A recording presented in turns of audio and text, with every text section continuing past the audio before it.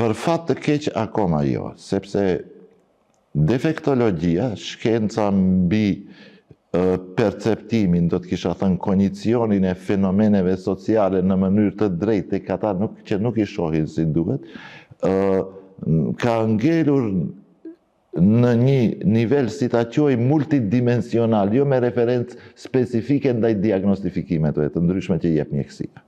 Se këto shkenca rehabilituese dhe mjekësia duhet të jenë vëlla e motër në këtë rast. Nuk ka një bashkëpunim të caktuar mes njërën edhe tjetër. Se njëra ju flet juve për një person të sëmur, që është mjekësia, tjetra ju flet për një person të shëndosh, që është biologjia dhe rehabilitimi. Biologjikisht ne jemi gjithë të shëndosh, sepse kështu na ka dhënë Zoti dhe kështu funksionon gjenetika jonë. S'mund të jetë ndryshe, tek këta fëmijë është ndryshe, sepse Zoti i ka përcaktuar edhe gjenetika që ndryshe të jetë. Për shembull, te sindromi Down kemi një kromozom që mungon, ose që është shtesë, edhe që ndryshe funksionon tek këta persona. Tek autizmi flitet për probleme gjenetike, po akoma nuk është e argumentuar. Ekziston një libër 2015 në Universitetin e Parisit, për shembull. Po s'ka kurfar argumenti të mirëfillt rreth kësaj. Nuk dihet për ku vjen ky problem.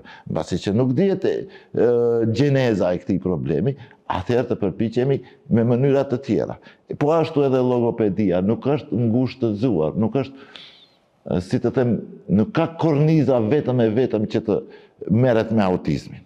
Po merret me të gjitha në përgjithësi. Edhe këtu e shoh unë handicapin e specialistëve që e kanë. Domethënë merret, ma jep dorën ta çoj këtu ta marrësh këtë objekt. Ma jep dorën ose trego me gishtë ky subjekt, ky njeri.